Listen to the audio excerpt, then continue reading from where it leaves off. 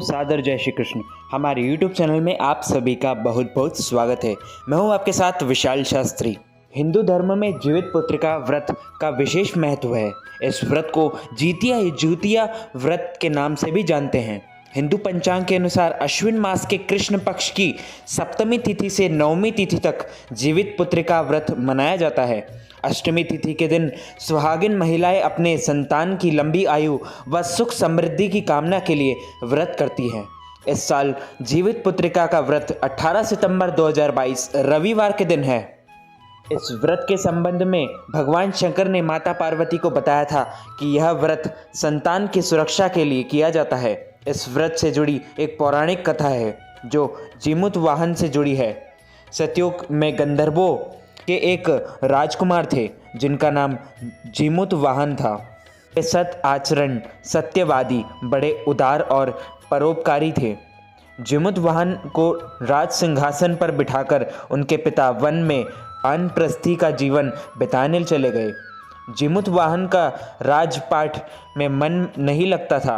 वे राजपाट की जिम्मेदारी अपने भाइयों को सौंप पिता की सेवा करने के उद्देश्य से वन में चले गए। वन में ही उनका विवाह मलिवती नाम की कन्या के साथ हो गया। वन में भ्रमण करते हुए जब एक दिन वे काफ़ी आगे चले गए तो एक वृद्धा को रोते हुए देखा। उनका हृदय द्रवित हो गया।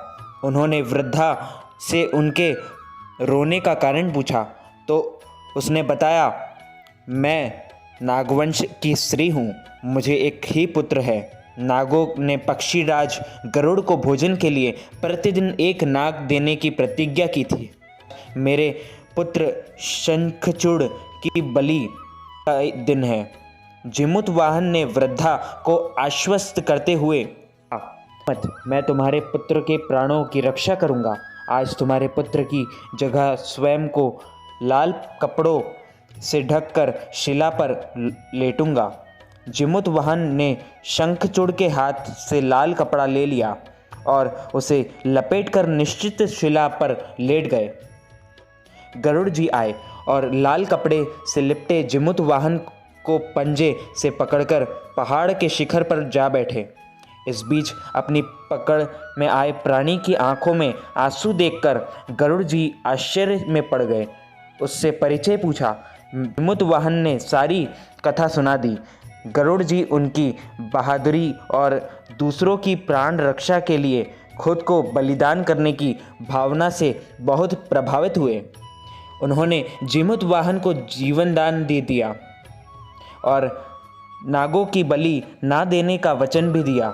जीमूत वाहन के त्याग और साहस से नाग जाति की रक्षा हुई। तभी से संतान की सुरक्षा और सुख के लिए जीमूत वाहन की पूजा की शुरुआत हो गई। यह व्रत कठिन तो है पर बहुत फलदायी भी है। इस व्रत को जितिया के नाम से भी जाना जाता है। जितिया व्रत के दिन सूर्योदय से पहले जाग जाएं और फिर साफ सुथरे कपड़े पहन लें। इसके बाद पूजा अर्चना कर लें और फिर भोजन कर लें। इसके बाद पूरे दिन फिर कुछ नहीं खाएं। दूसरे दिन सुबह स्नान के बाद महिलाएं पूजा पाठ करें और फिर पूरा दिन निर्जला व्रत रखें। जितिया व्रत में खड़े अक्षत, चावल, पेड़ा, दूर्वा की माला, पान, लौंग, इलायची, पूजा की सुपारी, श्रृंगार का सामान, सिंदूर, पुष्प, गांठ का धागा, कुशा से बनी जीमूत वाहन की मूर्ति, धूप, दीप, मिठाई, फल, बांस के पत्ते, सरसों का तेल, खली, गाय का गोबर पूजा में जरूरी है। तो मित्रों, हमारे इस ज्ञानवर्धक वीडियो को अधिक से अधिक लोगों तक शेयर कीजिएगा, लाइक कीजिएगा, कमेंट कीजिएगा। कमेंट में जय श्री कृष्ण अवश्य लिखिएगा। मैं मिलता हूं आपको किसी नई वीडियो के साथ। तब तक के लिए सादर जय श्री कृष्ण, सादर धन्यवाद।